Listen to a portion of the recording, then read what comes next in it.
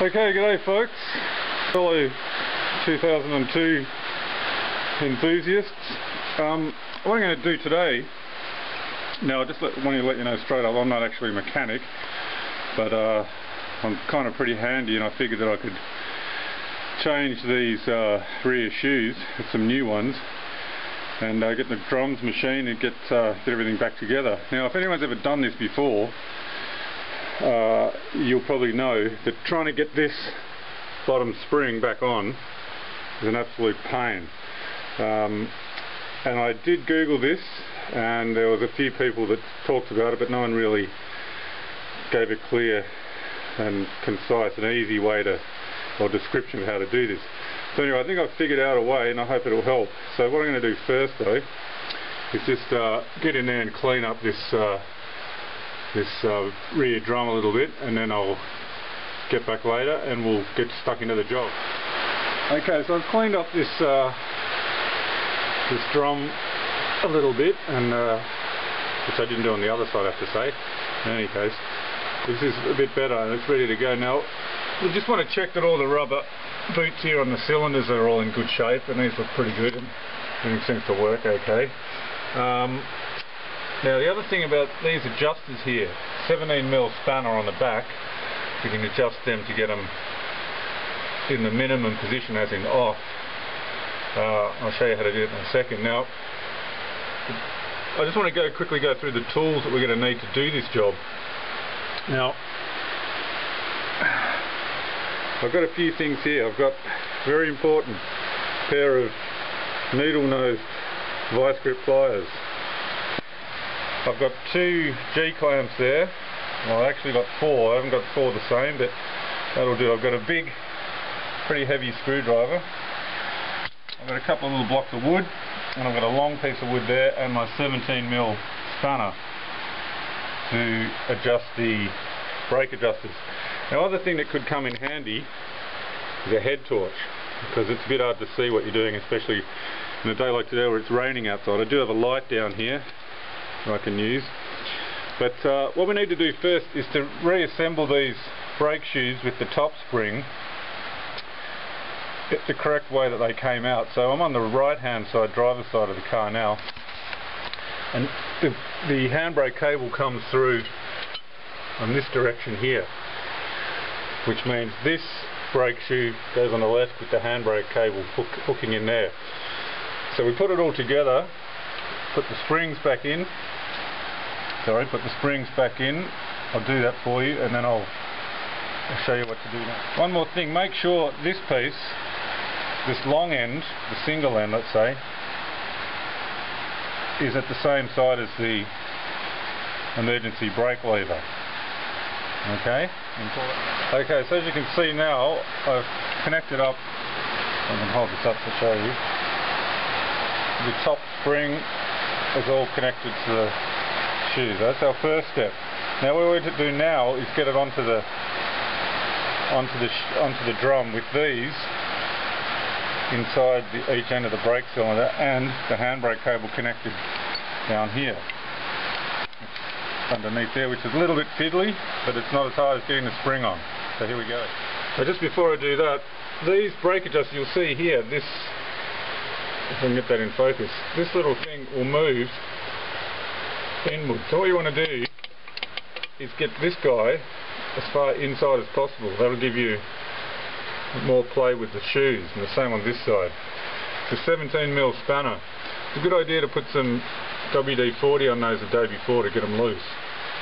Okay, so as you can see, I've got these shoes on now. Now you've got to be careful that these ends of the brake shoes are exactly in line with the cylinder.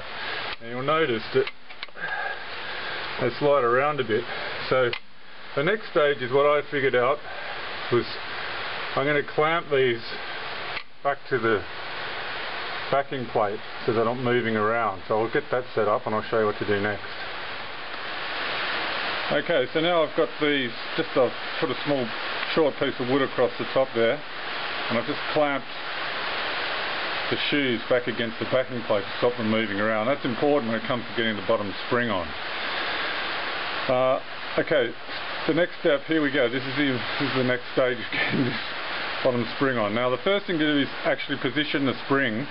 I found it easy to put it on one shoe. I used on the right shoe. Well, I think it was the right shoe. And then the important thing is you've got to clip it in behind, up in here. So I found it's easy to get it through this hole behind there and then pull it through from this side or even this side. We'll see how we go. Okay, we're up to the most difficult part of this job. Now, it's a bit hard to see with this camera. What I've done is I've clamped one corner of the spring, one side of the spring with another clamp and a block of wood to hold it back onto the shoe. So, and then also what I've done is you can see in there, but I've forced the back of it down behind the little hook, just beside this handbrake cable there. I'll try and take a photo of that so you can see it. But the trick now is to hold the clip in place with this screwdriver in the middle, and then you manhandle with a pair of the vice grips the end of this spring and pull it into that hole. This is where the fun begins. The important thing is to keep the screwdriver in place to stop the spring jumping out of its position down there. Okay, so I got it on. I couldn't really show you how I did it, but basically we need to hold, you'll figure it out when you're doing it yourself. The screwdriver needs to go in under here to hold the bottom of the spring behind that little backing plate thing here. So what I did was I put that under there and use my foot to keep pressure on the screwdriver. Then you can get two hands on the needle nose vice grip and pull it out and then down until it seats itself in the hole. Okay, so it's hard work, but she's on. Now the next step is to get the drums back on and do the adjustment, and I'll show you how to do that. Okay, so everything's back on now. If you can see here, I've got this 17mm spanner on the back of this adjuster. Now you can see, if you look closely, I'll move this, as I turn it clockwise, it pulls the brake drum out, the brake shoe out towards the edge.